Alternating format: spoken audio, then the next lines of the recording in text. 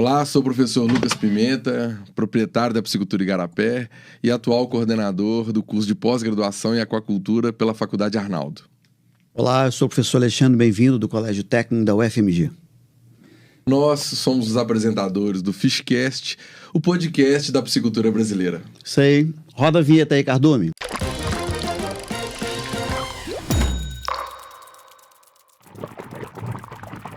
E aí, Lucas, como vai? Tudo bem? Beleza, bem-vindo. Estamos aqui de novo. Mais uma vez. Estamos sozinhos? Não, bater aquele papo bacana. E eu fico muito feliz porque a gente está tendo hoje dois convidados muito importantes para a empresa. Eu acho que você vai se identificar, todos que estão assistindo, né? Vão se identificar. Um é o nosso amigo Leandro, que gentilmente, lá do Espírito Santo, está participando com a gente. Leandro, seja bem-vindo. Leandro fez uma mentoria com a gente, né? Bem-vindo. É isso aí.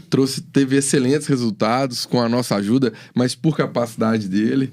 Leandro, seja bem-vindo ao Fishcast. Como professor Alexandre, bem-vindo. Bom dia, professor Lucas, professor Alexandre, bom dia a todos. É um prazer poder estar participando com vocês mais uma vez aqui, estar junto novamente.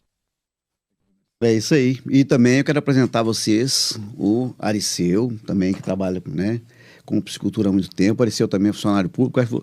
Nós trouxemos hoje, Lucas, o Leandro e o Ariceu, para que as pessoas que estão nos assistindo, né, Brasil afora, eles possam ver casos de pessoas que são parecidas com ele. A gente fala tanto dessas pessoas, então nós falamos, vamos trazer o pessoal aqui para trazer as suas experiências, né, os seus sucessos, seus insucessos, seus desafios, como é que eles venceram esses desafios, né? Então nós vamos falar hoje com dois produtores rurais, o Leandro, né, e o Zé Ariceu. Bem-vindo, Ariceu. Bom dia, professor Lucas, bom dia, professor, bem-vindo. Bom dia a todos. Ô, Leandro, queria já começar, aproveitar o seu tempo aí e saber como que você iniciou na piscicultura, né? Quais foram os principais desafios que você começou a ter quando você pensou em iniciar. Então, por quê e quais foram os principais desafios? Conta pra gente, por favor. Eu sou veterinário, né? E logo que eu me formei, a propriedade que eu tenho, a piscicultura, é do meu cunhado, meu sócio, Paulo Eduardo, e ele já produzia um pouco de tilápia lá, mas produzia assim, meio de qualquer jeito, né? Colocava um peixinho lá e deixava, quando dava, tirava. E aí a gente conversando, eu vendo que era um negócio rentável, a gente conversou e decidiu montar a parceria e começar a produzir. Só que a gente começou a ter muita dificuldade, esbarrar em questão de informação, saber como fazer, como realmente ganhar dinheiro com o peixe. Porque produzir você até consegue, igual ele produzia, mas ganhar dinheiro com o peixe que é o desafio, né? Aí foi onde a gente começou a pesquisar, eu fui atrás de conhecimento, onde eu tive a honra e o prazer de descobrir o professor Alexandre, bem-vindo, e o professor Lucas, que foram aí as pessoas que ajudaram demais nesse desafio. A gente já produz desde 2017, 18, começamos a produzir, e com essa mentoria que a gente fez aí, tivemos a condição de aumentar a produção e ser mais eficiente. Então, os desafios são muitos. Tivemos muitos problemas, questão de qualidade de água, densidade, mortalidade, chegamos a perder um pouquinho, oxigenação. Então, assim, o desafio é muito. E a venda do peixe, a compra da ração, você tem que usar produtos de boa qualidade aí, que senão você não tem o que é o interessante, que é o lucro depois, né? O bacana, Leandro, que a maioria dos clientes que começam a produzir peixe, né, não vê o peixe como uma atividade comercial. E quando quer fazer essa virada de tomada de lazer para comercial, porque eu falo, produzir qualquer coisa, né, produzir uma coisa, e tocar uma empresa, administrar uma empresa é outra, né? Então, ganhar dinheiro com atividade requer além de produção. Então você tem que fazer gestão de custos, né? Gestão de várias coisas, planejamento para depois atingir o mercado. Então é muito bacana perceber quando você tinha o seu sócio essa questão quase lazer, né? Para depois buscar. E você teve uma sacada muito inteligente de buscar conhecimento, porque o mais caro que você pode fazer é ficar tentando, errando, tentando, errando, tentando, errando. Ou você vai gastar muito dinheiro até aprender, ou você vai acabar desistindo, né, Bem-vindo? Que é o mais comum, né? Nós tivemos alguns episódios anteriores, né? O Júnior, né, da Aquaverde Cultivos, ele colocou uma situação interessante, que o insucesso, né, ele alastra muito rápido, né, Liceu? Você faz uma coisa errada, você fala assim, não, isso aí não presta não, você já conta para 1, para 2, para 5, para 10, mas quando a coisa dá certo, você guarda para você, né? Aí o pessoal fica mais interessante. E eu acho que o Leandro falou uma coisa, porque aí às vezes o pessoal pode estar nos assistindo, pode pensar assim, mas tá falando que é um produtor, às vezes ele tem lá uma represa de não sei quantos hectares. Escreve sua propriedade pra gente aí, sensacional. Leandro. E o pessoal ver se tá muito próximo da realidade deles ou não. Fala quantos peixes você produz, conta pra gente. Então, o professor Bem-vindo falou uma questão aí quando a gente inicia, aquele monte de gente falando que não dá certo, né? Você tá doido, vai fazer isso não dá certo, você vai... porque o investimento é alto, né? Então, assim, qualquer pouquinho de peixe, você tem investimento alto com ele, então tem que começar certo. Por isso que é importante, antes de começar a produção, buscar informação. A propriedade ali é do meu cunhado, como eu já citei.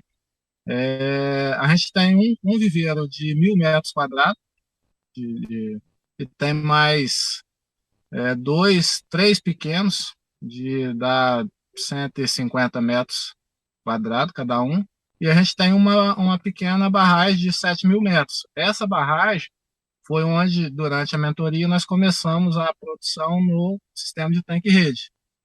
Até então a gente não produzia lá. Hoje a gente está com a produção, estamos lá com 20 tanque-rede nessa barragem, e mais os outros viveiros. A gente tem hoje 25.000 peixes em produção. Está crescendo, né? Agora que colocamos recente lá. Na verdade, nem colocamos o alevino ainda. Sensacional, Leandro. Buscou o conhecimento, animou, né? Para depois aumentar, ampliar. Então, é isso aí. Agora eu vou aproveitar, Leandro, que a gente utiliza da mesma marca de ração e a gente não pode deixar de falar, né? Você iniciou e deu o gancho, que produzir peixe, ter uma ração de qualidade é muito importante. Sei que você utiliza a Matsuda, a gente também utiliza, nós somos representantes da Matsuda, né? A gente precisa de uma ração de qualidade para você ter um resultado. Já fiz diversas contas para vários produtores. Às vezes você comprar uma ração 10%, 15% mais barata. Quando você põe na conversão alimentar, você vai ter um custo de peixe muito mais caro. A Matsuda, essa ração tem uma linha completa, né, para você que pretende iniciar. Então, sensacional, né, Leandro? Fala um pouco aí do raçoamento, um pouco da Matsuda. A gente tem gravado numa mentoria que a gente fez o resultado de uma conversão alimentar que você teve, e eu não podia passar esse Fishcast sem você contar essa conversão alimentar que você teve, que até pra gente, que está no mercado há muitos anos, foi surpreendente. Conta aí. Lá a gente usa a ração da Matsuda, né? Pelo motivo exatamente esse da conversão alimentar. A gente não teve nenhuma outra que chegou a essa conversão. E foi um ciclo que foi excepcional a conversão, deu tudo certo. A outra agora não foi tão bom quanto aquele, mas foi 150 gramas a mais de ração que nós gastamos. Então, o que a gente conseguiu, que eu considero que foi ótimo, foi 1,80 kg por quilo de peixe. 1,08. 1,08 de conversão alimentar. Espetacular. Gente, conversão alimentar quer dizer que para engordar 1 quilo de peixe, ele gastou 1,80 kg de ração. Várias fábricas, né, trabalham com conversão alimentar de 1,6, 1,7. A gente já teve produtor nos procurando que estava tendo uma conversão alimentar de 2,2. Então, para esse produtor que estava fazendo uma má gestão de racionamento, de qualidade da ração que estava comprando, comparado ao Leandro, que o melhor resultado que ele teve, menos da metade, né? E a gente não pode deixar de lembrar que a ração representa, em alguns casos, até 80% do custo de produção, né, Leandro? Para aquele técnico que está nos acompanhando também, Lucas, a gente vai fazer aquela observação, que às vezes algum técnico vai entrar num comentário, mas essa conversão alimentar é uma conversão alimentar aparente. Explica pra gente, por favor. É verdade, conversão alimentar aparente, né? Porque a gente sabe que a tilápia ela é onívora, então ela está no viveiro lá, ela está consumindo outras fontes de alimento, como os micro-organismos, entre outras coisas. Mas ainda assim, no processo de viver, ainda que seja uma conversão alimentar aparente, 1,08, depois nos outros ciclos aí, aproximadamente 1,3, né, Leandro? 1,3, mais ou menos. 1,35. Isso. Quer dizer, no tanque rede, eu não lembro o número exato agora, mas ficou abaixo de 1,5. No tanque rede. Não, para tanque rede. Tanque rede abaixo de 1,5 é um número assim que, se a gente conta na sala de aula, conta para algum colega, ele acha que é mentira, né? Então, realmente, espetacular. E agora, uma coisa que eu lembro também do Leandro, se o Leandro me permitir, né? E depois nós vamos conversar também com isso, que eu acho que é uma característica comum das propriedades, outra característica comum das propriedades do Leandro, né? E do cunhado dele, e do Ariceu e do irmão dele, é que o monitoramento constante de água, Lucas. Isso aí. O Leandro, lembro que na monitoria, ele passou a ser, eu estava falando que eu estava até brincando na monitoria, que em algum momento a gente ia ter que dividir o valor lá com o Leandro, porque o Leandro ele estava muito mais mentor do que mentorado, né? Acho que o fato dele ser veterinário, né, bem-vindo, saber ter na sua base que acompanhar o animal, né, no todo período, isso já trouxe para ele uma conscientização. E quando a gente falou lá no início que criar peixe é criar água, eu brinco com todo cliente que chega lá na loja perguntando que quer aprender a mexer com peixe, quer criar peixe. Eu falo, antes de pensar no peixe, você tem que pensar na água. Então, criar peixe é criar água, é uma máxima que você que está nos assistindo, se você decorar isso, você vai ter excelentes resultados. E o Leandro já captou isso muito rápido, e sem esse conhecimento, sem esse monitoramento da água, com certeza ele não teria resultados tão expressivos. Né, bem-vindo? É isso aí. Vamos lá, Leandro, fala um pouquinho pra gente aí. Esse monitoramento da água aí, se você não tiver, é impossível criar peixe. Impossível criar peixe, você cria, né? Mas ganhar dinheiro com peixe é impossível. O último ciclo que nós tiramos agora, no início do ano, não, foi mais ou menos no início do ano ali, nós estávamos com a lotação lá de 14 peixes por metro para a densidade. Aí deu uma conversão alimentar, deu um pouco acima daquela outra, mas eu considero as condições, até da água, que a gente não conseguiu controlar ela no ideal. Vocês lembram do desafio da amônia lá em cima, a gente fazendo os trabalhos, mas a gente sabia que estava lá em cima porque estava monitorando. Então a gente entrou, né, com as orientações aí do professor Alexandre, bem-vindo, a sua, do Lucas, e conseguimos levar até o final e ter sucesso para tirar esses peixes. Nós tiramos 11 mil e poucos quilos de um tanque de um viveiro de 1.000 metros quadrados. Então, assim, se não tivesse monitorando, eu acredito que na metade do ciclo teria morrido tudo, porque foi onde começou a dar problema na amônia. Começou a subir, aí dali o desafio foi alto. Então, assim, quando você tem esse monitoramento, e é simples de fazer, eu estou vendo até em cima da mesa aí, eu uso desse kit também, o colorimétrico aí. Isso aí. É simples de fazer, é só ter um pouquinho de dedicação que consegue. É isso aí. Ô, Leandro, Nós estamos vendo aí que você está aí no seu veículo aí, nos atendeu gentilmente, né? Então a gente vai agradecer a sua participação, né? Lucas, mais alguma pergunta? Não, eu fico muito feliz com o Leandro, porque é um caso de sucesso que rapidinho teve bons resultados, né? A gente contribuiu, né, Bem-vindo? Mas a gente fala que a mentoria que a gente faz, a consultoria que a gente dá, somos uma pequena peça da engrenagem que é o cliente, que é a empresa do cliente. Então, Leandro, obrigado pela participação, né? Você de pronto já topou aí participar do Fishcast, e o que você precisar, pode continuar contando com a gente. Obrigado a vocês. Você pode contar comigo, que for para contribuir, tamo junto. Pode ter certeza que de vez em quando vão estar perturbando lá, porque os desafios são... Perfeito. Isso aí, Leandro. Muito obrigado pela participação. Prazer em te ver novamente. Todo meu. Com Deus. Tchau. Gente, daí a gente continua o nosso bate-papo com o produtor rural. O Ariceu vai falar um pouco da propriedade. O Ariceu, antes dele começar a falar da propriedade, eu queria contar esses cabelos brancos aí, tem muita história. E ele começou, a gente também participou, a Piscicultura Igarapé participou um pouco, né? Contribuiu um pouco lá no início. E eu falei ali em off que deve ter mais ou menos uns 20 anos que a gente tem essa parceria. Gente, 20 anos, né? É muito tempo. E a gente fala assim, continua aprendendo, melhorando, né? Conta pra gente. Obrigado, Ariceu, mais uma vez, por estar participando. Fala um pouco da propriedade, os desafios. Eu vi quando o Leandro falou do volume de água, você ficou, qual volume? O Ariceu tem essa característica, né? Essa dificuldade com o volume de água. Conta pra gente, Ariceu.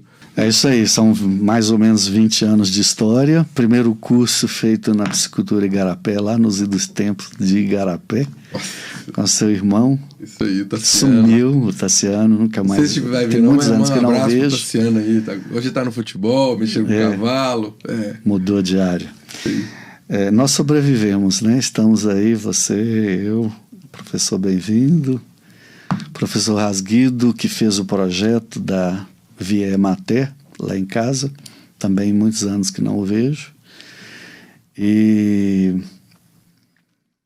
é muita história, né? Muito erro e acerto. Naquele início, nós tínhamos muita dificuldade de técnicos.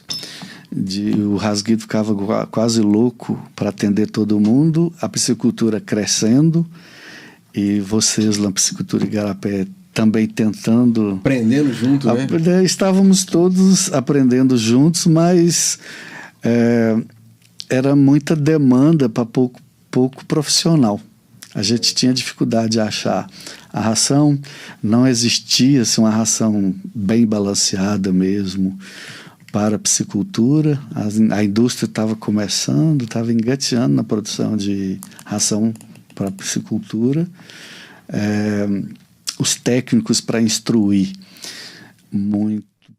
poucos, né? Eu, na época, conhecia só o Rasguido e vocês que estavam mais essa parceria no apoio. Com a Mater, né? Mais no apoio. Hoje você já tem mais know-how, vamos dizer assim. E o próprio poder público foi uma grande dificuldade que nós tivemos, que ninguém conhecia. Já tinha histórias assim fantásticas de técnicos do Ministério da Agricultura, do IEF, IMA também, né? Que assim, os técnicos não conheciam. Então era muito difícil começar um projeto, aprovar um projeto e saber que tinha que aprovar um projeto. Então tudo era dano ao meio ambiente. E ninguém sabia explicar como fazer sem agravar esse dano, ou como fazer uma compensação, como é feito em uma construção urbana. Você planta X árvores por metro quadrado, alguma coisa assim. E no meio ambiente a gente não sabia. Nós já tivemos que ouvir, por exemplo, para criar peixe no alto do morro. Sim, um técnico. Exatamente, foi não deve ser, né? Foi um técnico. Nada contra que no alto do morro. Se você tiver um morro mais alto que você puder trazer água por gravidade, se você tiver que bombear essa água, é melhor você comer carne de boi. É mais barato. Você não consegue produzir, é caro. Então é a questão da gestão do custo de produção. É legal, assim, que em alguns outros episódios, né, bem-vindo, a gente trouxe a aquaponia, um outro a gente falou de recirculação, e a gente tá falando que não tinha legislação para falar de recirculação, não tinha legislação para falar de aquaponia. E aí você vem falando de 20 anos atrás que não tinha legislação para falar de piscicultura, né? Nada para falar de nada. Eu me lembro de uma história também de uma técnica do Ministério da Agricultura, acredito, que mandou tirar a grama do redor da lagoa porque a raiz da grama continha bactérias que poderiam contaminar a água e contaminaria o peixe. Entendeu? São situações engraçadas. Hoje a gente ri, mas naquela época era difícil administrar essas questões, porque se dependia da aprovação de um técnico, e o técnico vinha e falava que você tinha que cimentar ao redor da lagoa. Entendeu? E aí vai contra até o Código Florestal. Como é que você vai fazer para você? Não é só a questão de custo. Sim, claro. Como é que você vai fazer para você cimentar, sendo que você é obrigado a ter uma margem de cobertura verde e tal? E aí, quando você começa a fazer a análise de água, você vai vendo como que a gente nadou no escuro. E quem sobreviveu a duras penas, mas quem chega na frente nem sempre bebe água limpa, pode ser boi de piranha. Toma uns caldos, né? Assim, pode ser boi de piranha se chegar na frente. E sobreviver a isso é interessante. Hoje a gente ri dessas histórias e os desafios continuam. A gente continua com esses desafios e a piscicultura vem crescendo. Hoje se trabalha muito mais com tanque-rede, o padrão do tanque-rede alterou também, a qualidade da ração alterou também, o conhecimento do poder público melhorou. Hoje nós temos técnicos especializados em piscicultura que facilita. Não há como boa parte da política pública no Brasil, não há um conhecimento, uma pesquisa para preparar esses técnicos. Mas nós já estamos... Evoluindo bastante. Já evoluímos muito. Precisa mais atenção do poder público. Essa questão da legislação é um entrave muito grande. Tá? A questão da tributação também é um entrave muito grande. Porque a gente não conhece. E quando você tenta conhecer, hoje tem internet, mas abre um leque muito grande. A gente não sabe exatamente. Eu preciso algo prático. É uma cartilha que hoje tem. Na nossa época, no início, não tinha. Você tem uma cartilha com informações básicas para saber se vale a pena fazer o projeto ou não. Entendeu? Hoje você falou uma coisa importante, Eliseu, da questão da regulação, né? A gente também está planejando também... Vai ter um episódio especificamente sobre regulamentação da piscicultura. Já falamos um pouquinho no episódio de peixes ornamentais. O card vai aparecer em algum lugar por aqui, né? Para você quiser assistir. Né? Mas, inclusive, essas idas e vindas do poder público, né? Eu sou funcionário público, você também é funcionário público, mas a gente sabe também das dificuldades. Por exemplo, agora, logo depois que gravamos o episódio de peixes ornamentais, o IBAMA soltou uma portaria para importação de peixes que inviabilizou mais da metade do mercado. Porque antes, por exemplo, você poderia importar peixe, por exemplo, pelo aeroporto de Confins. Então, se você tem E aqui em Minas Gerais, isso complicou ainda mais, porque o principal polo produtor de peixes ornamentais da América Latina é em Muriaé. Longe. Né? Então, o produtor de Muriaé, por exemplo, se ele passar ao importar ou exportar peixes, ele poderia optar por Confins ou poderia optar pelo Galeão, no Rio de Janeiro. Agora ele tem que optar por São Paulo. Quer dizer, dificultou ainda mais a situação do produtor. Então, essas idas e vindas, né? Houve muita melhora, mas também nós ainda estamos lidando com esses entraves. Sabe, né? uma questão que você falou aí, essa questão de jogar para São Paulo, ok? Então, para você fazer uma importação, voltando ao início aí, a gente trabalhava com alevino do Paraná, para buscar em Confins. É uma dificuldade tremenda. E aí a gente ficava conversando com outros produtores que ficavam esperando. Tinha gente que tinha que viajar mais 12 horas de carro para levar para o norte de Minas. Então é bem inviável economicamente você pensar em fazer o peixe vivo, um alevino, para você fazer um transporte desse. Aí a carga era esquecida lá no Paraná, era esquecida em São Paulo, ia chegar às 2 horas da tarde, chegava às 10 da noite, e depois das 10 da noite a gente tinha que receber e levar para soltar em casa. Era assim, às vezes o peixe ficava mais de 24 horas. Circulando por aí, passeando de avião ou esquecido nos aeroportos. Difícil também, era outro entrave. Hoje a gente já tem alevino próximo também. Uma coisa bacana que o Ariceu, mais do que um amigo, né, nesses 20 anos que a gente está na piscicultura, a gente usufrui também da propriedade do Ariceu. Acho que a gente fez diversos dias de campo lá, né, Ariceu? Já há alguns anos, hein? Muitos anos. Comigo, pelo menos 4. Comigo. Só com o Bem-vindo fez 4 dias de campo lá. Tiveram outros professores. Antes do Fred teve outro também. Teve também. Eu vou pedir depois para edição pôr algumas fotos, se você me permite, de alguns dias de campo aí, só o pessoal ver. Sim, nós temos. E uma coisa que o Ariceu fala, vou pedir para você contar das características da sua propriedade, Ariceu. Que ele falou assim, minha propriedade, se eu fosse comprar para mexer com peixe, jamais eu compraria essa propriedade. Por que eu estou trazendo isso? Porque é comum os nossos clientes ter uma outra atividade na propriedade, né? Seja um sítio ou uma fazenda, e ver a piscicultura como um segundo, um terceiro negócio. E fala, será que dá para mexer com peixe? Conta como que é a propriedade. E eu falo assim, gente, a propriedade de Ariceu para piscicultura é uma das piores propriedades que eu já vi para mexer com peixe.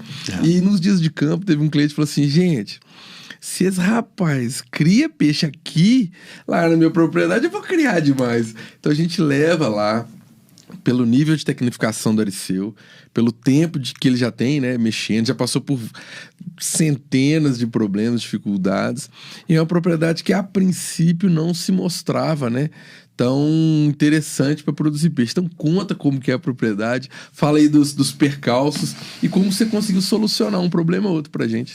Olha, a propriedade era isso e continua sendo. Não mudou, né? Não mudou.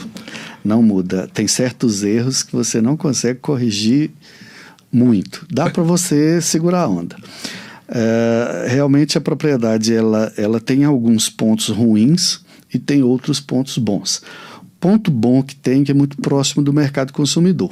Excelente. A ajuda foi o que manteve a piscicultura até hoje. Eu trabalho com varejo também e o consumidor final vai lá em casa comprar o peixe. É programa de domingo. A família vai para comprar o peixe, os adolescentes adoram porque eles fotografam e filmam para colocar nas redes sociais. É muito legal. E o meu sobrinho, que é jovem, ele volta e meia ele descobre algum colega contando as maravilhas do passeio de domingo, que foram na fazenda comprar peixe. É um atrativo, tá? Vender direto ao consumidor é o sonho de qualquer produtor. Ok?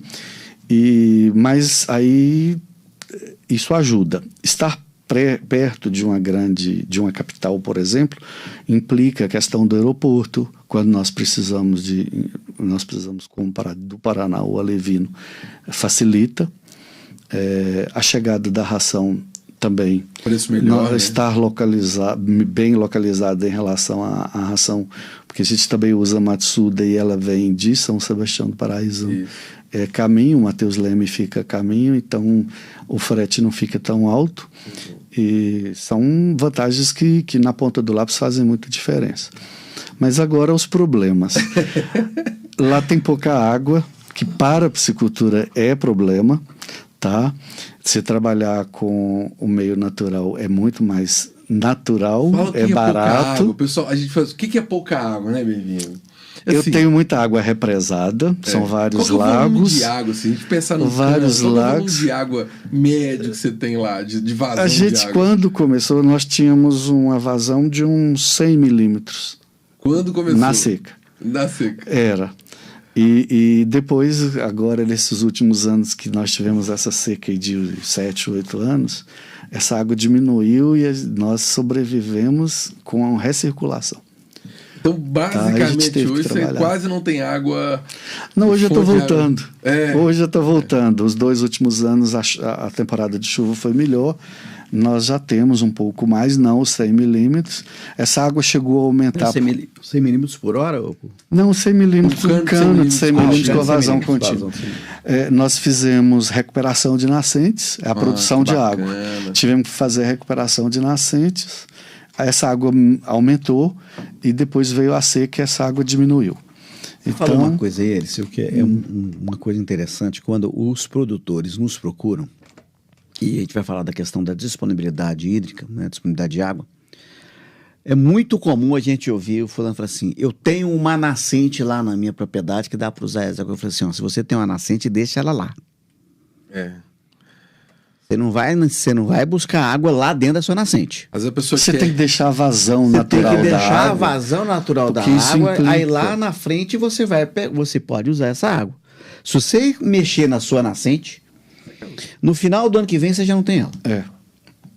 Quando nós tivemos esse problema de seca, muita gente foi lá em casa ver, porque a gente criava peixe e estava tudo secando. E muita gente foi lá ver como que estava, porque eles acharam que nós seríamos os primeiros a fechar as portas, porque a água estava acabando. Na verdade, a gente não fechou e a nossa água foi a que secou por último. Você falar em água secou, eu tenho uma... A nascente secou, porque a minha água... na verdade, as nascentes mais altas secaram e as mais baixas ficaram. Do meio para baixo ficou. E como a gente tem várias represas, a gente começou a usar esta água com recirculação e filtragem, né, por meio de água-pé. Essa filtragem, inclusive, eu vou pedir o pessoal da edição. Eu tenho uma imagem lá da propriedade do Ariceu, que é um filtro risosférico que você fez com os papiros egípcios, que ficou maravilhoso lá. Né? Então, muitas vezes a gente vai nas propriedades para outros locais. Isso. Né? Eu uso essa água, eu reutilizo essa água, eu filtro e quando ela vai embora, eu filtro de novo. Eu uso água para ela pós última lagoa, você pode conferir. A UFMG eu tive um estagiário lá há um tempo atrás, ele é aluno da aquacultura, ele ficou 1 ano avaliando a água lá de casa. E tem esse relatório, a água nunca deu pau. Sensacional. Por isso, com todo esse cuidado de reutilização e o biofiltro. Eu perguntei desse problema porque um dia de campo específico que a gente fez lá, aí o cliente falou, seu Lucas, eu tô encucado porque a gente já andou aqui, eu não tô vendo água correr lugar nenhum. Sim. Cadê água correr lugar nenhum? Nos últimos anos nós passamos por esse problema. Aí o foi e falou assim, vem cá pra você ver, tinha um caninho lá, gente, um caninho talvez de meia. Eu falei, mas na época você produziu acho que 2 toneladas mesmo, 3, uma coisa assim. E aí, eu falei assim, mas peraí, você produz esse tanto de peixe por mês com esse caninho aí? O cara falou, não, mas você tá de sacanagem. Gente, então assim, tudo na vida, quando você busca técnica, forma de fazer correta, dá para fazer. É lógico que quando você tem um volume de água maior, né, bem-vindo? Produz mais também. Você produz mais, o seu custo de produção é menor. Sim. E a outra coisa que você não falou ainda de um problema lá é o relevo, né? Como que é o relevo lá? Pois é. Os problemas. A água pouca, o relevo muito acidentado.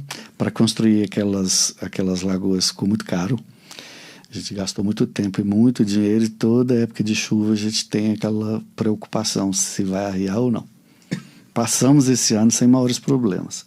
Uma das represas, a maior, ela teve problema com a saia, já recuperamos, estamos aguardando essa temporada de chuva para saber se vai aguentar o tranco. Mas nunca tivemos maiores problemas, não. E é sempre uma preocupação. Mas a gente trabalhou essa questão da segurança das lagoas e nós temos mecanismos, tudo dá para entender isso também como gasto. Mecanismos de segurança. Nós temos barragens secas para segurar o tranco de chuva grossa. Nós temos cortes para poder desviar a água, o excesso de água fora das lagoas, tá? E você consegue fazer também quando o dinheiro não aparece, você não tem dinheiro sobrando, você vai pela experiência ou pelo bom senso. Nós fizemos cortes com máquina, um trator rapidinho faz um corte no morro, desvia essa água e canaliza essa água para barragens secas, que ajuda, na temporada de seca ajuda.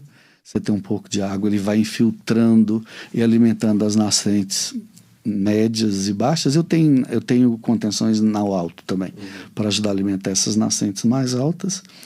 Mas é problema, é um entrave também que é caro e você consegue corrigir. Hoje, por exemplo, eu trabalharia bem o sistema de tanques, no sistema de estufa, talvez bioflocos, que eu não implantei ainda, que você pode trabalhar com a recirculação em bioflocos, fica um pouco mais caro, mas dá para fazer uma produção mediana, não é uma grande produção. Acho que uma grande produção depende realmente de você ter uma grande quantidade de água. Fazer um controle de grande produção com bioflocos, eu teria que ver ainda para avaliar, para saber se na prática vai funcionar. Porque essa questão, voltando à questão de técnicos, na hora que você faz o projeto no papel é uma realidade. Na hora que você põe na prática, ainda não é, ou não era, eu não sei hoje como é que está. Não é igual uma receita de bolo ou a produção de frango. Não, continua assim. Produção de frango, você põe, você pode fazer que bate 100% dentro daquilo que você programou.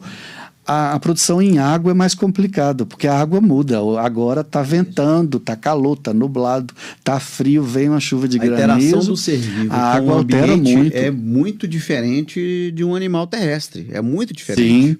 Sim. Então isso tudo vai dificultando.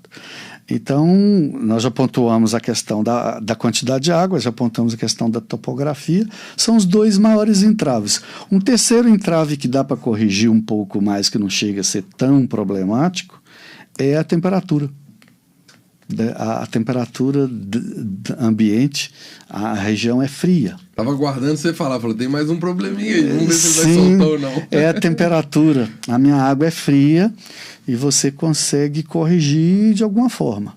Não muito, mas você melhora. Na época foi instruído como a área que a gente trabalhou era uma área de pastagem, já não tinha árvores, e aí o pouco que tinha a gente conseguiu manter e diminuiu a copa para aumentar a ventilação, aumentar a luminosidade e melhorar, porque 1, 2, 3 graus que você consegue ajuda pra caramba.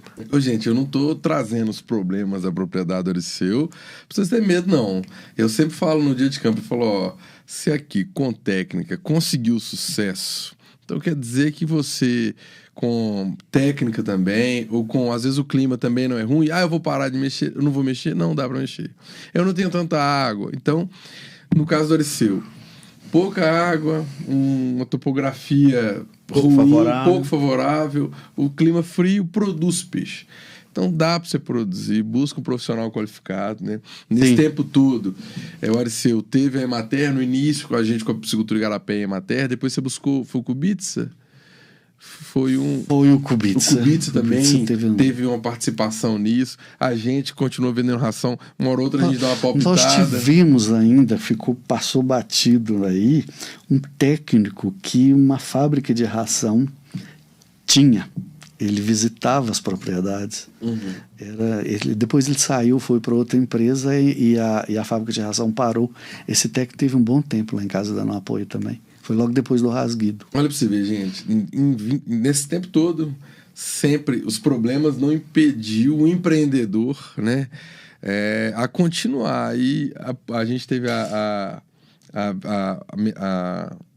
edição aqui aquaponia com o Júnior, né? Sim. E ele tava falando comigo de desafios. Falou, Lucas, a gente fez a estufa, contratou uma empresa, tal. Passou, a estufa rasgou. Empreender é desafio. Eu sempre falo com o meu endereceu, ó. A minha tem 6 anos e ainda não trocou a lona. Que sensacional. 6 anos. O bicho rasgou a lateral. É. Os animais, o cachorro às vezes rasga para poder... Sente o cheiro, algum peixe, alguma coisa assim. Rasga. Às vezes a galinha, alguma coisa assim, também rasga para poder... Entrar. Descobre que ela tem ração, você esquece a porta aberta. Nós estamos falando, o pessoal vai ficar assustado. Então, nós estamos falando dos problemas, né? Mas mesmo assim, você falou que ele está aí há 20 anos, né? Isso. Ariceu, você tem, lá na sua propriedade, a gente viu, você tem 2 soluções muito interessantes. E uma se falou, que é o pessoal ir na sua propriedade para comprar o peixe. Aí eu acho que o pessoal que está nos assistindo. Como é que o pessoal entende isso? Como é que você chegou a isso? Qual que foi as possibilidades? E se você puder também, né? Às vezes, né, falar, por exemplo, pessoal, qual que é a faixa de valor que hoje esse mercado consumidor está pagando? Se você me permite antes, só para trazer para todo mundo, assim, como a piscicultura é uma área como qualquer outra. Então, se você produz laranja, se você é um pequeno produtor de laranja, você vai vender para sua família. Se você tem ali meia dúzia de pés de laranja. Se você tem 50 pés de laranja, vai vender para supermercados. Se você tem 1000 pés de laranja, você vai vender para uma grande rede, mas vai vender para o Ceasa. Então, essa cadeia de suprimento de compra também existe na piscicultura. Só para quem está assistindo a gente, né, não pegou algum outro podcast, na piscicultura a gente tem o produtor, depois o frigorífico, que é o maior compra, então o grande produtor normalmente atende o frigorífico, depois a gente tem o distribuidor, a gente tem os pequenos comércios e o consumidor final. Então, nessa sequência, quem produz muito peixe normalmente vende para o frigorífico, quem compra mais barato, e quanto mais próximo do consumidor final, melhor o preço. Então, quem paga menos porque compra volume, vende frigorífico, né? Então, frigorífico, depois distribuidor, pequenos comércios e consumidor final. O Ariceu atende o consumidor final, né? E algumas pequenas comércios, não é isso? Sim. Passa para a gente que aí ele tem e alguns custos maiores, como ele já disse, mas como ele vende na ponta da cadeia, ele consegue uma boa lucratividade. Agora, outra coisa, só para fechar essa questão dos problemas, que fica parecendo que só tem problema, na verdade não é, não. Se fosse só problema, já teria parado. Já tinha fechado. Sim, por um motivo ou outro teria que parar. Mas hoje, por exemplo, a questão da topografia dá para corrigir. Eu não trabalharia, por exemplo, com tanque-rede, como eu praticamente parei. As lagoas são pequenas, você perde muito tempo para ir a uma lagoa, outra lagoa, você tem que trabalhar de outra forma. Tá? Se você trabalhar, por exemplo, o tanque escavado, que é uma forma natural, e lá em casa, por exemplo, nunca teve problema de o peixe ter gosto de barro. Vou falar bem no popular, assim, para isso aí também é importante. Não é porque o tanque escavado, o viveiro, né, escavado, uma coisa assim, tem essa coisa de o peixe ter sabor, de ter gosto de barro. Não é o caso. Lá em casa a gente nunca teve, vocês já foram lá e normalmente a gente serve peixe de lá no dia de campo para a pessoa ver. Então, assim, funciona. Nós invertemos o sistema de produção, que era para tanque-rede, não estava funcionando, e o Kubica foi que inverteu. Ele falou, olha, você consegue produzir mais no viveiro, tá? E realmente a gente conseguiu produzir mais. Ele tem o inconveniente da despesca, mas você consegue resolver isso de uma certa forma. Você prepara o peixe na quinta, sexta-feira, porque normalmente o consumidor final vai mais sexta à tarde e o final de semana. Então você consegue, tem alguns, nada é perfeito.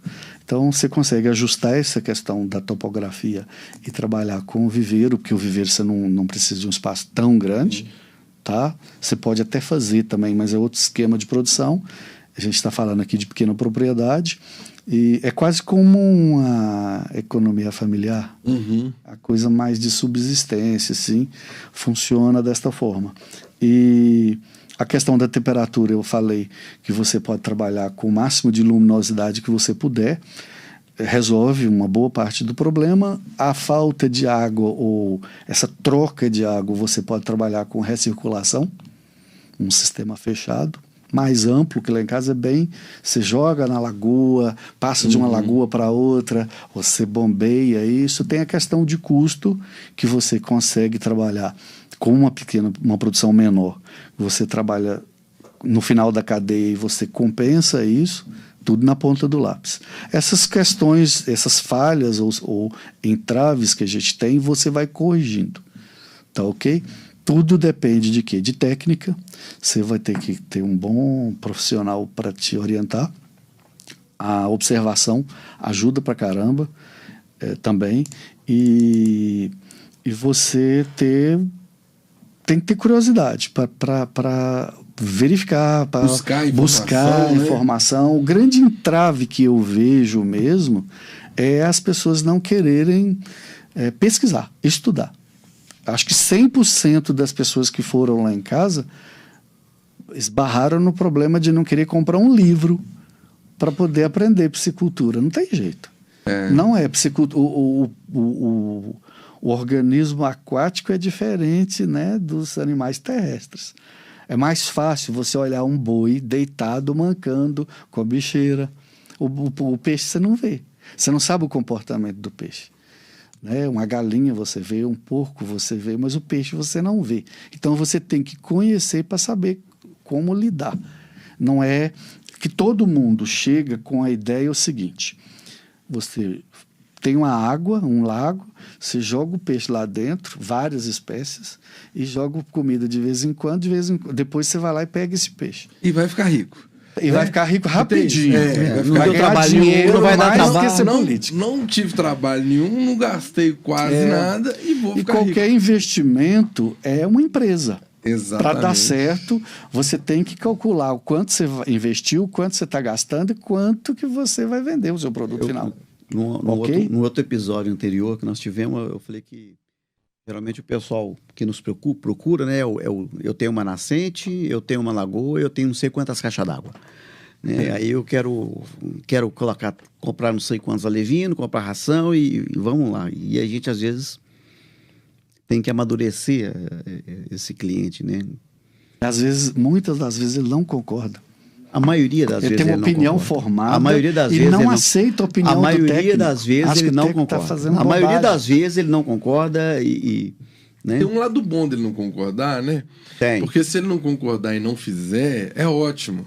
O problema é quando ele não concorda e faz do jeito dele. Faz errado e põe a culpa no técnico. Fui lá... O projeto é do técnico e tal, e tá errado. E deu errado. E uma coisa que você falou na questão do projeto, né? É que a gente fala muito e às vezes é difícil também outra pessoa concordar. A gente participa muito desses grupos, né, de produtores, piscicultores do WhatsApp. O que a gente pede é, gente, me manda um projeto assim, né? De colocar, me manda um projeto de um filtro, me manda um projeto disso, me manda um projeto daquilo. E a gente costuma dizer para a pessoa, olha, o projeto que João fez não vai servir para Maria. É a receita de bolo. Não existe. Desde quando nós começamos, a gente ouve isso. Piscicultura não é receita de bolo. Cada caso é um caso. Já que estamos falando de prática, eu tenho 2 vizinhos que mexiam com peixe e já pararam também. A vizinha só atravessava o morro, do outro lado ela produziu e o peixe dela era diferente do nosso. Ela usava a mesma ração e comprava ali no mesmo lugar. Como que era? Porque do outro lado do morro, a qualidade da água, os componentes minerais, a temperatura, a luminosidade... Manejo também, né? O manejo altera também. O manejo. Mas não era só... assim, nós já tivemos... Até um caso o meu caseiro ajudava muito lá, porque é muito perto, vai a pé. E aí ele corrigia tudo para fazer igual estava fazendo lá em casa e no final o peixe não tinha o mesmo sabor. Então, você tira onde isso? Se usa a mesma ração, o mesmo alevino, o mesmo manejo. A qualidade da água é diferente. O solo, né? Quando eu penso, por exemplo, em ter uma outra propriedade com mais água, o meu primeiro medo, sabe o que é? É o resultado final. O peixe lá de casa é uma delícia. Vender meu peixe aqui. Vende bem o peixe. O peixe é uma delícia, o peixe lá de casa. Ele é gostoso. É. Ele é. Entendeu? Vários técnicos já avaliaram o peixe lá de casa e falam que o peixe é gostoso. E, às vezes, você tem um peixe que não é tão gostoso. E o que é isso? Manejo é a principal parte, mas a qualidade da água também. Não tem como você fugir muito. E é uma grande vantagem lá de casa também é esse resultado. O meu medo é não conseguir esse resultado. Você faz tudo certinho. A água está limpinha, mas a água falta um componente que não dá o resultado final. Pode ser o papiro, o água-pé que filtra a água, pode ser o mineral. O Cefet começou uma pesquisa lá em casa e parou por falta de verbo. Foi minha tristeza. Porque acharam uma bactéria no fundo da água, não sei nem como é que chama mais essa bactéria, que interfere, que faz a ciclagem dos nutrientes. Sim, da matéria orgânica sem oxigênio e tal. A ideia era fazer uma pesquisa dessa bactéria para utilizar essa bactéria na indústria, por questão de espaço. Fazer um tanque vertical para colocar água com essa bactéria para tratar essa água, porque a legislação exige. A gente não continuou a pesquisa, a gente não sabe. Entendeu? Por falta de verbo. O Cefet não tinha essa verba. Porque se eu não estou falando de peixe, então, produção lá, no caso específico, a gente está falando quando de eu era jovem, né? Quando eu era mais jovem, o Ariceu tinha com os cabelos brancos, tinha uma música dos anos 80 que o pessoal falava assim, né? Que o mundo ainda vai acabar por falta de verba, né? Mas as coisas... Mas é interessante, a gente tem que sobreviver a essa realidade. Se não separa e espera, fica igual o Raul Seixas, escancarado com a boca cheia de dentes, esperando a morte chegar. Não pode ser. Você tem que ir atrás. Acho que o país cresce, a sociedade cresce a partir do momento que você cresce junto.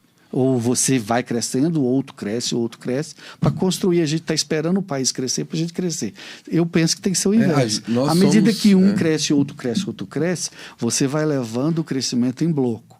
Então, assim, a propriedade, ela está lá, ela funciona, tem falhas até hoje, a gente não é perfeito, claro, né? Próprio do ser humano, a gente não é perfeito, mas tem essas vantagens. Como é que você avalia a propriedade? Você tem que ir ao local, um técnico, no caso vocês dois técnicos, para avaliar essa questão da nascente. Nem sempre é vantajoso. A pessoa às vezes fala em fazer um poço artesiano para criar peixe. Então, assim, são realidades que você tem que conhecer primeiro. E eu sempre falo, pesquise antes de gastar. Gasta um pouquinho, faz uma visita, compra um livro, contrata um técnico, paga por hora. Me explica como é que funciona a piscicultura. Para você começar. Eu não compraria lá em casa hoje, foi a primeira fase. Mas numa segunda fase eu pensei em comprar. Por quê? Você tem outras saídas. Tá? Se eu quiser produzir muito mais, lá em casa não me atende. Mas se eu quiser produzir uma quantidade razoável para ter um sítio, né, autossuficiente, dá. Dá para produzir um pouco mais, se quiser. Mas a gente tem outros entraves. Eu trabalho aqui em Belo Horizonte, eu não moro lá. Se a pessoa mora na propriedade, ele já economiza, por exemplo, mão de obra. E o olho do dono não engorda só o peixe, o porco, não, nem o boi, engorda o peixe também. O olhar do dono faz muita diferença. É ele que preocupa com um grão de ração que cai, que azeda uma água, ou que uma galinha come, ou que desperdiça e o passarinho vai comer. Isso tudo interfere no custo de produção e no resultado. Sim. Entendeu? É isso. Então, assim, a gente tem entraves, sim, e a gente tem algumas vantagens. Eu falo, por exemplo, de Três Marias, que é o polo hoje, né, da tilápia em Minas Gerais. Eu dificilmente hoje eu iria para Três Marias. Lá é legal, tal, mas eu acho que, assim, talvez tenha uma super ocupação. Não conheço muito bem.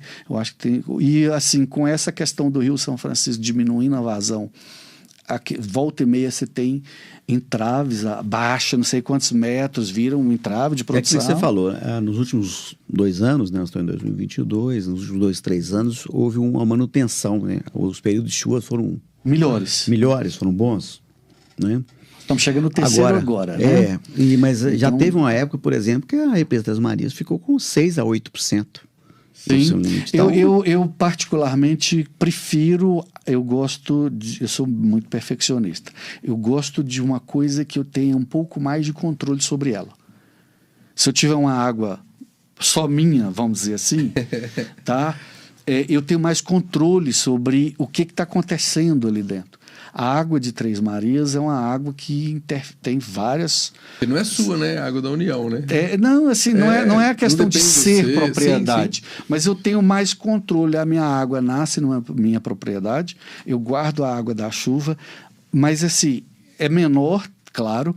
É claro que se tivesse um rio, uma represa da CEMIG, por exemplo, aqui em Minas, você poderia produzir melhor, mas você não tem muito controle. Tá? Então você tem que trabalhar uma margem de segurança. Tá? Se você quiser trabalhar um peixe, eu costumo dizer assim que um peixe mais de qualidade melhor, igual um produto, né, uma hortaliça orgânica, uma coisa assim, você precisa ter um pouco mais de controle. O peixe, a água de Três Marias é uma água mais comercial. Para atender o grande público, está excelente. O custo é baixo, né? A localização não é tão próxima assim, mas já está mudando. Sim. Hoje você já tem unidades de produção de alevino, sim, não sei mesmo. Se tem base de fábrica tem de ração. Lá tem também. Então, por quê? O mercado começou, né, a atender. Aí isso é coisa. Mas você vai continuar não tendo controle sobre a água. É uma água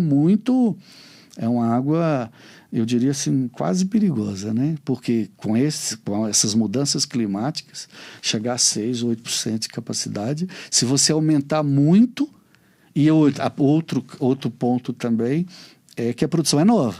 A piscicultura é um ramo novo. Daqui a mais 10 anos, 20 anos, como é que está essa água? Está tendo uma análise dessa água? Essa água está sendo renovada? A gente não sabe o fundo. Os sedimentos estão ficando lá ou não? A gente criticou, né? A gente sabe isso ou não? A gente fez uma crítica, vamos dizer assim, à questão da regulamentação anteriormente, das dificuldades, mas nesse ponto a gente tem que ver que é essa regulamentação, né, é que vai controlar ou regular esses problemas futuros, ou então que já aconteceram, que estão acontecendo, ou seja... Não adianta eu falar assim, eu tentei produzir peixe em Três Marias, em Furnas, em Paulo Afonso, em Itaipu, e não me deixaram colocar o número de gaiolas que eu queria colocar. Tem uma razão disso aí. Sim. Né? Então, essa regulamentação também ela é fundamental. Sim. A mesma coisa, né? Quando a gente fala, o cara fala, eu tenho uma nascente, deixa ela lá. Isso também é uma regulamentação ambiental. Né? Sim. Você ter um respeito pela natureza, dá para trabalhar tudo. Você pode fazer quase tudo, ou tudo, mas você tem que saber como fazer. É o que a gente fala muito. Por que eu vou desmatar a Amazônia para colocar boi ou soja? Porque o Brasil importa, salvo, né, me permito, alguém quiser corrigir, ele importa 70% da borracha que ele utiliza, sendo que a seringueira é originária da Amazônia. Por que nós não trabalhamos a produção desses 70% ou mais de 70% para poder exportar e plantar a seringueira e diminuir o desmatamento? Por que eu tenho que desmatar? A gente sabe que cosmético dá muito mais dinheiro do que carne de boi. Por que eu não vou investir na pesquisa de cosméticos? E outra coisa que dá mais dinheiro, fármacos naturais. Indústria farmacêutica, dá dinheiro pra caramba. Por que eu não pesquiso essa diversidade do cerrado e da floresta amazônica e da Mata Atlântica? A piscicultura, também? A recirculação, entendeu? E o biofloco vem nessa, né, assim, buscar outras formas. Formas de produção sem impacto ambiental, porque, igual você falou assim... Com menos impacto. Menos impacto. E até a aquaponia que a gente gravou anteriormente, até o resíduo do peixe, né, que seja os dejetos, esse produtor está fazendo adubo. Sim, então, esse aproveitamento 100% do peixe. Então, acho que a gente vai evoluir. Eu acho que não só... Já está evoluindo, né? Você contou problemas de 20 anos atrás. né? A piscicultura a gente até ri hoje. A gente riu. A piscicultura Igarapé começou 40 anos atrás. Então, se para você que está assistindo agora é novidade, imagina para o meu pai há 40 anos atrás. O Ariceu há 20 anos atrás. Há 40 anos atrás nem tilápia existia direito. Quer dizer, ninguém conhecia. Não, na verdade, eu me lembro de eu não tenho 40 que eu comecei a trabalhar no piscicultura, mas já tenho 30. 30 aí. 30 anos. 40 piscicultura Igarapé. Quando os primeiros cursos que eu ministrava. Os primeiros cursos que eu ministrava. Olha os meus cabelos brancos e caçula. Ainda lá em Montes Claros, né? Lá em Montes Claros, que hoje é o Instituto de Ciências Agrárias, eu comecei trabalhando no UFMG lá. Os primeiros cursos que a gente fazia, existia lá a Semana do Produtor Rural, os primeiros cursos que a gente fazia, eu orientava os produtores a não trabalhar com tilápia. Há 30 anos atrás. Por quê? Porque não tinha mercado. O contexto mudou. O contexto era outro. Você me faz lembrar um chefe que eu tive no tribunal, o desembargador, um dia ele virou para mim e falou assim: ô rapaz, eu tenho que te dar a mão à palmatória. Eu achava que a tilápia, ele me humilhou. Ele falou assim, eu achava que a tilápia era um peixe assim de quarta, de quinta categoria. Mas eu comi um filé de tilápia num restaurante, não sei onde que ele foi e tal. Mas não faz feio, não. Ela bate pau a pau Você com tem uma salmão, história com esses peixes de primeira linha. E aí, assim, hoje essa é uma discussão, assim, completamente obsoleta. A minha irmã fez gastronomia no Senac e tinha um professor que ficou o curso inteiro insistindo com ela para desistir do projeto dela. O projeto de pesquisa dela era tilápia. A tilápia na gastronomia. E ele insistiu que não funcionava, que peixe bom era salmão, era linguado, era não sei o quê. E ela insistiu, até que um dia ela fez um prato e ele estava na banca avaliadora. E ele teve a hombridade de virar para ela e falar assim: vou ter que dar a minha mão ao palmatório e te pedir desculpas. Ainda bem que você não me ouviu. Eu não conhecia a tilápia. Então, assim, a tilápia hoje é um produto... tem uma história dessa também. Que fala por si só. Hoje todo mundo conhece e gosta. Você pode fazer um filé de tilápia em um restaurante requintado e a pessoa não vai reclamar que você vai pagar caro. O prato é gostoso, a carne é boa. Esse caso que o Irving está contando, um cliente que a gente estava conversando, teve lá na piscicultura e ele tinha uma represa de uns 3, 4 hectares e todo mundo que ia lá na fazenda dele falava: você não produz tilápia? Você não produz tilápia? Ele, tilápia é peixe de quarta, não mexe com isso não. Eu vou pôr um peixinho desse na minha represa e tal. Aí ele viajou, se eu não me engano, para Orlando. E aí ele, no restaurante, quis comer um peixe, pegou o cardápio e viu o prato de tilápia, o filé de tilápia, bem mais caro do que o prato de salmão. Ele me contando, eu achei aquilo uma afronta, um absurdo. Eu imediatamente chamei o chefe de cozinha para tirar uma satisfação. Por que um peixe no Brasil de quarta, quinta estava sendo mais caro do que um salmão? Aí o chefe, segundo ele, né, veio. E aí o chefe, gente, né, com muita educação, explicou, falou: a tilápia tem várias características. Uma delas é a firmeza da carne, mas sem ficar seco. E a principal característica da tilápia é que ela aceita o tempero, ela aceita a assinatura do chefe de cozinha. Então a tilápia que você vai comer aqui, jamais você vai comer em lugar nenhum do mundo. Continua a receita de bolo. Então você falou assim, nem no prato. Porque o salmão, ele falou, o salmão que você comer aqui, o sabor vai ser parecido em qualquer lugar. Então a tilápia aceita o tempero. Então a tilápia é um peixe de primeira sim, e tal, e tal, e tal. Resumindo, Lucas, ele me contou, Lucas, eu tô aqui porque eu quero criar tilápia. Mas a gente tem naturalmente o preconceito pelo desconhecido. Sim. Qualquer coisa que a gente não conhece, a gente tem um mau hábito, ou talvez seja uma questão de preservação, autopreservação. Eu sou contra. Lá no meu serviço a gente já fez vários cursos para parar com isso. Vem uma mudança, todo mundo é contra. Aí a gente está sendo reeducado para pensar, né?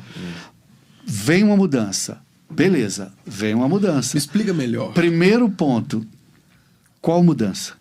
E você começa a conhecer primeiro para depois emitir uma opinião. Sim.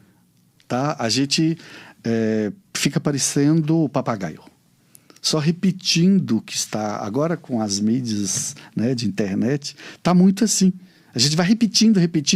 Por isso que chama meme, né? Meme, né? Virou meme. Agora tudo é meme. Você repete uma coisa e você não sabe nem o que você está repetindo. Entendeu? Então, falta conhecimento. Tá? Então, assim, uma propriedade pequena, ela depende, como qualquer coisa, de administração, e essa administração passa pela questão do bolso, passa pela questão do conhecimento. Eu digo, voltar à questão do bolso, porque piscicultura eu digo que não é muito barato. Mas não é tão caro, mas a piscicultura, qualquer projeto, você tem que ter um pouquinho, não é? Porque às vezes a pessoa, quem mora na roça, por exemplo, e está acostumado em tirar leite, se ele entregar 100 litros de leite todo dia para a cooperativa, ele dá conta de cuidar das vacas e tirar o leite, tá? É bem mais em conta do que você produzir 100 quilos de peixe. Sim. Com certeza. Entendeu? Então, assim, é algo que tem que ser pensado. Se você não tem nada de nada, é muito difícil. Vá pelo feijão com arroz. Se você tem condição um pouquinho mais, tá? Dá para fazer. E você tem uma pequena propriedade, por exemplo, dá para fazer um projeto de piscicultura. Se você tem uma fazenda, né? Óbvio que você pressupõe que você tem um pouco mais de caixa, de bolso. Então, você pode fazer um projeto maior. Então, você tem que trabalhar com a realidade que você tem. Ok? Claro, se você vai comprar uma propriedade hoje para a piscicultura, vai lá em casa e ver o que não fazer e o que fazer. Eu gosto lá de casa, assim, para a escola, por exemplo, porque lá em casa tem de quase um tudo. Você vê tanque de chão, agora, por exemplo, tem um tanque precisando de reforma. É legal mostrar para a pessoa, falar, olha, esse é um problema com o tanque escavado. Tá esse problema. De vez em quando tem que dar manutenção. Tá o tanque rede, você mostra lá, rasgado, rasgou, o peixe vai embora. Você perdeu a produção. Então, tudo, a estufa, por exemplo, usa energia 24 horas. É um entrave. Você tem que ter gerador, porque a estufa funciona 24 horas, não pode faltar energia. Você tem que ter um aerador na lagoa. Tá? Uma lagoa grande igual Três Marias você não usa, mas em lagoa pequena você precisa ter. Emergência. Só aproveitar, okay? Para a gente fazer um corte legal depois. Piscicultura é uma empresa. Piscicultura é um negócio. E como qualquer negócio, tem que planejar quanto você vai investir e qual a expectativa de resultado. Então, a Piscicultura Igarapé, a gente já fez projetos de piscicultura no qual a pessoa, no primeiro ano, investiu R$50 mil. E a gente já fez projeto, no primeiro ano a pessoa investiu, o empresário investiu 17 milhões. São realidades completamente diferentes. Sim. Mas piscicultura é uma empresa. Aí eu falo com a pessoa... Você monta uma empresa com quanto? Não sei. Falou, então vamos pensar aí num food truck. Quanto que é um food truck? Uns 150 mil, só o food truck. E material, tal, mão de obra de 12 meses. A pessoa começa a planejar um food truck. Quando ela vê, ela gastou 200, 300 mil. No primeiro, mais, né? E se ele planejou, a chance de dar certo é melhor. Por quê? Ou ele fala, não é para mim, não é o quanto eu quero gastar e não é quanto eu quero ganhar. Exatamente. Eu que costumo dizer que é a ausência de profissionalismo, que a gente comentou logo há pouco nos bastidores, né? Sobre a questão da cachaça. Quanto que os alambiques têm se profissionalizado e hoje você compra cachaça de 100, 200 reais, fácil. Quanto nós falamos também do queijo com premiação. O queijo, aqui em Minas tem essa tradição. A profissionalização do queijo. Quanto que o queijo cresceu. Agora nós estamos com duas produções mais novas, que é o azeite e o vinho. O Brasil quase todo hoje produz vinho. Eu assustei até Sergipe, Mato Grosso do Sul. Por que tá dando Brasília certo? Tem produção de vinho. Porque planeja. Quando a gente fala numa piscicultura, o cliente fala assim, eu quero colocar 10 mil alevinos dentro d'água. Ótimo. Você sabe quanto de ração você vai gastar em todo ciclo? Não. Eu falei, então não coloca. Tem o investimento então, e entra a parte do custeio. Gente, você tem que investir no food truck, mas você tem que pensar no custeio. De obra, tudo. De manutenção do food truck, tem que você tem que comprar comprar o material da comida que você vai vender. Sim. Todo dia você vai... O salário de alguém você que for tem te que ajudar. comprar e vender, e aí vender a ou mecânica não. do food truck, às vezes não lembro. Eu tô montando um food truck, pensei na carne, pensei Tem a no tempero, manutenção do pensei no food gastrônomo, truck, mas tem a é uma manutenção mecânica. do objeto em si, que é o objeto direto, que é o alimento que você vai comprar, a matéria-prima, para produzir o alimento e vender. Isso é direto, isso é custeio, é diferente do investimento. Que é o food truck. O custeio você tem que calcular basicamente por mês. Sim. Vamos fechar um ciclo de um mês, que não é muito grande, nem muito pequeno. Você tem que comprar, né, no food truck, você tem que comprar a matéria-prima, quase todo dia ou por semana. Você vende, você tem que armazenar isso, tem que pagar o salário do funcionário no final do mês, o combustível para rodar com esse veículo. Isso é um custeio que, no geral, as pessoas não sabem. Então, a gente Ele não se programa, igual casamento. É isso aí. Programa até a lua de mel e não sabe como é que vai fazer o resto. Né, a sua vinda aqui, o convite para a gente fazer para o Leandro, é para que as pessoas que estão nos assistindo vejam que a gente não está falando só aqui que a gente fala, todos os nossos episódios, quem vai na Piscicultura Igarapé, quando nós vamos numa visita técnica também, para que essas pessoas eles tenham isso, que não é só um discurso que a gente tem, porque é muito comum. O pessoal, a gente chamou um técnico, mas isso aí é porque está no livro. O pessoal costuma dizer aquela frase, né? A teoria na prática é diferente. Só que a teoria ela foi construída por prática. Sim. As pessoas acham que às vezes lá na universidade, na EPAMIG, na Emater, no IBAMA, que a gente senta e fica criando ideias, viajando na maionese para poder escrever um livro, né? Para poder escrever outro livro. E aí o pessoal, não é isso. As ideias que estão no livro. Elas pautadas em pesquisa, que é uma questão prática. Pesquisa e resultado, que é questão prática. E não é só aquelas pesquisas que a gente controlou todo, né? A gente traz as experiências de vocês, produtores. Campo, né? Então, tudo o dia a dia, que você está dizendo, o dia a dia é interessante. Sempre, né? Esse dia a dia, essa questão, essa visão prática é só com o tempo mesmo. Tudo que você vai repetindo e vai corrigindo e vai melhorando, você começa a ficar melhor nessa situação. O Ariceu falou aí uma coisa importante, que é a nossa pegada, e vou aproveitar para fazer um outro corte, bem-vindo. Não comece a sua piscicultura com esperando os melhores resultados. Porque o Ariceu tem 20 anos de mercado, já tem ótimos resultados. O Leandro também. Eu ouvi o Leandro falar na conversão de 1,08. 1,08. O meu recorde é 1,14. 1,14. Gente, 1,14 é não bom é demais. fácil de conseguir. É bom demais. Tem que ficar tudo redondinho. Então, gente, que é uma orientação nossa que você está assistindo, assim. Aí eu sempre uso o exemplo da Ferrari, de um carro, né? A Ferrari, por exemplo. Faz 300 km por hora. Você consegue fazer 300 km por hora? Não. Você tem que fazer um piloto experiente numa pista com vento a favor. Então, você que vai iniciar, a gente sempre fala, a gente dimensiona o seu sistema seguro. Isso. Que o primeiro objetivo é dar certo e ganhar dinheiro. Depois você melhora. Então, só aproveitando para a gente fazer esses cortes, né, bem-vindo? Para fixar um conceito, que aqui o Papo com o Ariceu dura semanas. Não, né? eu tô vendo aqui, já são mais de 1 hora aqui. Eu tô achando que nós vamos sair daqui quase 5 horas da tarde. Quantas horas aí? 12h30 já. Não, é porque eu tenho que estar no tribunal. Então, isso, só para ficar bem fixar a gente bem, volta depois. Fixar só convidar que a gente vem. Fixar bem assim. Dimensionar, faz as pesquisas, busca conhecimento e não acha que você vai ficar rico. Uma coisa eu sempre falo, ó, a piscicultura, você vai ter problema. Com orientação, você vai ter menos problema. Sem orientação nenhuma, fazendo a sua cabeça, buscando dica na internet, dificilmente você vai perdurar os 20 anos que o Ariceu está, a piscicultura Igarapé aos 40. A internet é muito ampla. E o público de internet, ele é um público que consome rápido a ideia. Isso. Né? Sim. E que é ótimo. Mas há os riscos. Todo mundo... Eu sei que eu vou trazer problema para nós, tá, Lucas? Amigo, coleguinha, amigo, amiga que você está assistindo. Se você está procurando dica para crescer rápido, eu, infelizmente, vou ter que te decepcionar. Não tem fórmula mágica. Não existe fórmula mágica. Essa geração coleguinha. nova Aqui, você viu um coleguinha falando que você vai produzir muito em 6 meses, que ele tem um dia, que ele tem um método sensacional, que só ele tem. Desconfie.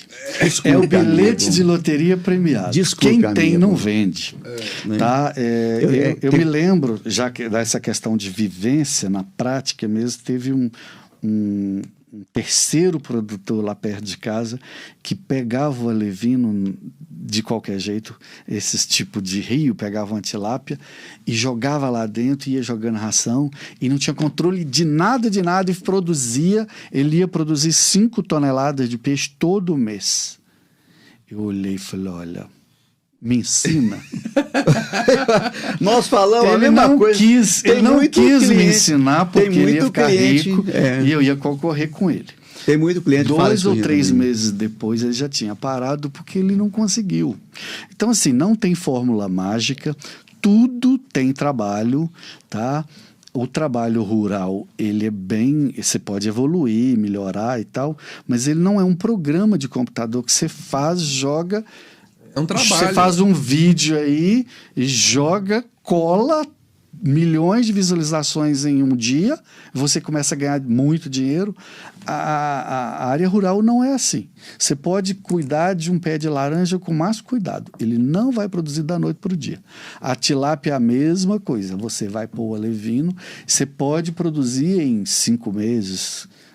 Me parece que a média que está lá de juvenil, 3 Marias, né? 4 meses e meio. 3 Marias é 5, 6 meses, 4 né? meses e meio juvenil. 4 e meio. A partir de juvenil. Pois é, a partir de... Mas você tem uma produção anterior. Sim. Então vamos fechar que é 5, 6 meses. Você vai até os 7. Aí a média fica aí na margem de 5 meses e meio. Os melhores resultados, 5 meses. Então vamos trabalhar 6, porque você não pode trabalhar com top todo dia. Se der qualquer... Média, a gente trabalha uma semana de frio... Se você descer para Furnas, já virou 7. Pois é. Uma semana de frio em 3 Marias, você pode considerar que o peixe vai perder pelo menos 15 dias. Eu produzi em Furnas, Ariceu. Então não vai ser mais 5 meses, talvez nem 6. A gente produziu em Furnas um período, né, uns 2 anos, né, quando estava fora. A gente chegou a ter ciclo de 9 meses. Aí você fala assim, mas Lucas, você, professor, mas sei que, condição você com 9 ambiente, meses, como é que assim, fica? Falei aqui, amigo, deixa eu te falar. Como é que eu aqueço a água de Furnas? Tem coisa que você não domina, você trabalha. Então, o meu custo de produção ficou baixo. Por quê? Porque eu ajustei no meu manejo. Mas eu tive ciclos de 9 meses. Da mesma forma que no Nordeste, você vai ter ciclos menores. Sim. O importante é você ter um conhecimento geral. É o planejamento inicial. No manejo, você ajustar as condições climáticas, etc. Eu já vi uma pessoa, uma vez, né, dizendo que conseguiu produzir tilápia a 800 gramas em Santa Catarina com 5 meses. E conseguiu mesmo. Quando? No verão. Ótimo. Mas a produção, quando você fala em produção... Eu estou dizendo em produção mensal. Por exemplo, no ciclo da tilápia, vamos falar, todo mês eu tenho que ter uma quantidade de peixe pronta para ser abatida, vendida, e ela tem que estar lá. E eu tenho que vender. No seu caso é semanal, né? Não é nem mensal, né? Não, fim de semana porque as pessoas vão lá. a gente trabalhando muito a ideia do mês, porque a contabilidade normalmente é feita por um mês. Sim. O salário é pago um mês, a conta de luz é por mês, a fatura da ração quase sempre você pega parcelas que você paga 30 dias, 60 dias. Então é quase sempre o mês. Sim. Então você fecha o ciclo de um mês.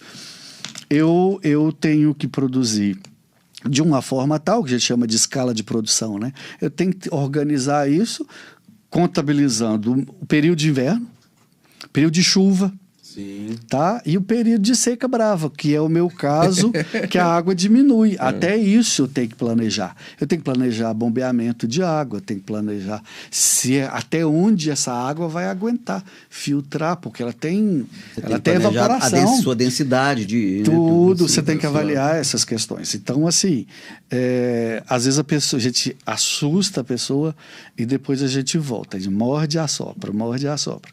Para fazer uma produção né, qualquer investimento você tem que fazer um planejamento. Funciona, a piscicultura é uma produção legal, é uma variedade da área rural que você pode trabalhar em pequenas propriedades. Sim. Tá? Se você tem muito dinheiro, você pode trabalhar em grandes propriedades ou em grandes represas. Você vai trabalhar a realidade que você tem. Se for uma grande empresa, ela já contratou vários profissionais para fazer tudo isso que a gente está falando aqui. A gente trabalha mais o médio, o pequeno, por quê? Às vezes a pessoa tem uma certa quantidade de dinheiro e quer fazer um investimento e não sabe como. Tá?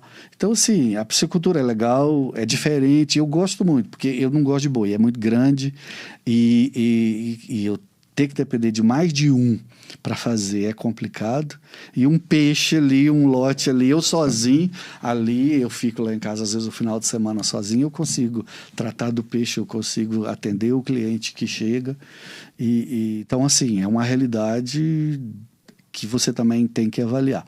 E não fede. Se você não deixar o peixe morrer, ou se ele morrer, você tira rapidinho e consome, ali não fede. Então é algo, o frango fede, o porco fede, o boi não. O boi não, normalmente não. Mas o peixe, por exemplo, não fede. O peixe morto fede. Sim. Mas a água, né? Não fica mas a produção, se você cuidar bem da água, o peixe não morre e o peixe não morrendo não dá mau cheiro. Visualmente falando é legal. Bonito. É muito bonito de se ver. Você vai mostrar as fotos, né? Lá em casa a gente gramou, as árvores são bem cuidadas, podadas e tal. Tem a parte da recirculação, o biofiltro, que o professor Bem-vindo gosta muito, mas é realmente legal. Eu sempre me lembro dele. Quando chega alguém e pergunta, eu vou lá e mostro o biofiltro, porque ele vai chegando no dia de campo e fala, mostra. É uma coisa que foi feita de graça, funciona pra caramba. Planejada, né? Entendeu? Funciona pra caramba. E outra, é um processo natural e se é natural, funciona melhor. É muito mais que se ligar um aerador para estabilizar aquela água e tal, assim, é muito mais caro e funciona muito mais. Eu vou aproveitar aqui um outro corte, que o Ariceu, ele é cliente da Matsuda, né? Os resultados que ele atinge aí, acho que uma boa parte também tem um impacto em ter uma boa marca de ração.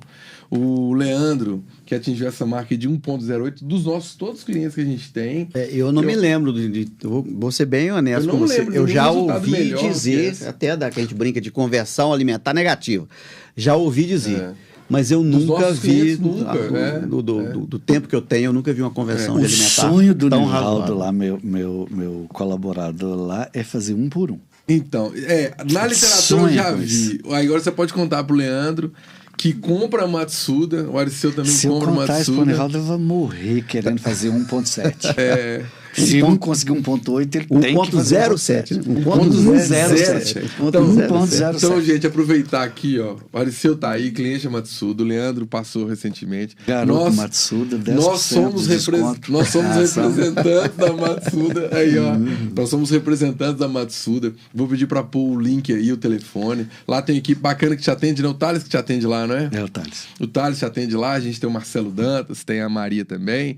Então, faça contato com a gente. A ração representa, em alguns casos, 70% a 80% do custo total.